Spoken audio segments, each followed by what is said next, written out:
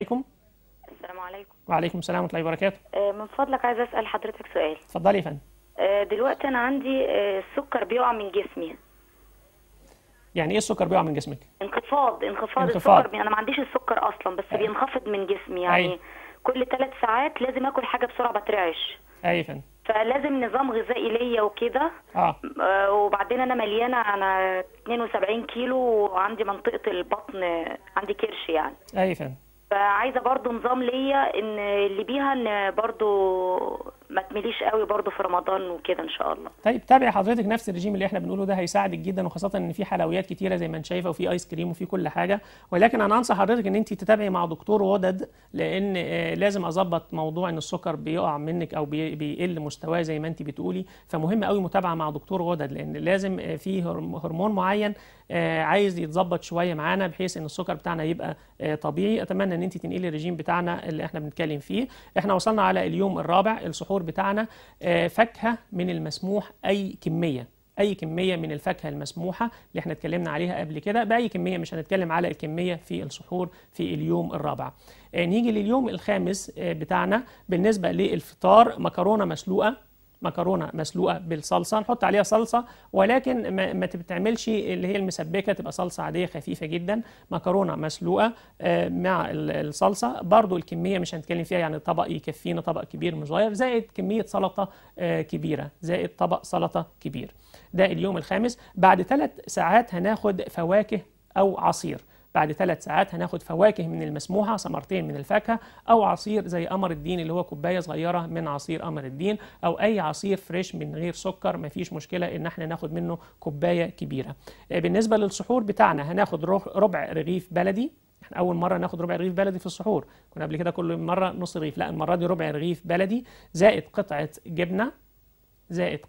جبنة، زائد كمية من السلطة كبيرة، زائد كمية من السلطة. وبرضو اتفقنا ان الجبنة هتكون قليلة الدسم او خالية الدسم. ده بالنسبة للسحور في اليوم الخامس. اليوم السادس بتاعنا الفطار هيبقى ربع فرخة مشوية او مسلوقة. المرة دي حددنا الكمية، المرة اللي قبل كده قلنا أي كمية من الفراخ المسلوقة أو المشوية، لا المرة دي في اليوم السادس ربع فرخة مشوية أو مسلوقة، ربع فرخة مشوية أو مسلوقة، زائد 5 معالق من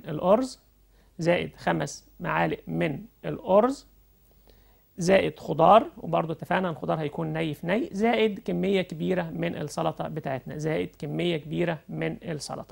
ده الفطار في اليوم السادس. بعد 3 ساعات هناخد 2 قطايف أو قطعة كنافة، 2 قطايف أو قطعة من الكنافة. نيجي لليوم السابع. أي يوم سابق من اللي احنا قلناه هنطبقه في اليوم السابع بتاعنا. اليوم السابع أي يوم سابق من الرجيم من الأيام ال6 بتوعنا هنبتدي إن احنا نطبقه، بس نطبقه بالفطار وبعد 3 ساعات وبالسحور بتاعه، يعني ما ناخدش فطار من هنا وسحور من يوم تاني، لا هو يوم واحد في اليوم السابع هنطبق منه أي يوم من الأيام ال6 اللي احنا قلناها.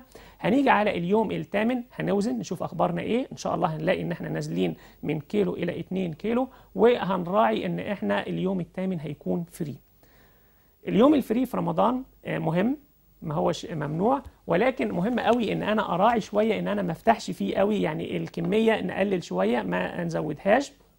وكذلك يعني هناخد اي حاجه احنا محتاجينها، ولكن نراعي ان المعده طول اليوم في صيام، واثناء حتى الفطار بتاعنا احنا مقللين شويه، ولكن معظم الانواع احنا واخدينها، مش هيبقى فيه ان احنا مانعين حاجه. ولكن في اليوم الفري بتاعنا نبتدي ان احنا ناخد الحاجه اللي نفسنا فيها ايا كانت، ولكن نقلل منها شويه عشان ما نحسش بالتخمه اللي هي عسر الهضم، وما نحسش بالحرقان فم المعده او اللي احنا بنقول عليه حرقان في الصدر، ما نحسش بالاعراض دي خالص في اليوم الفري بتاعي. ونرجع تاني من الأسبوع التاني نطبق الرجيم بتاعنا، وهكذا إن شاء الله نقدر إن إحنا بالرجيم دوت زي ما اتفقنا نطلع من رمضان وإحنا إن شاء الله خاسين، ما احناش زايدين، وإن شاء الله نقدر إن إحنا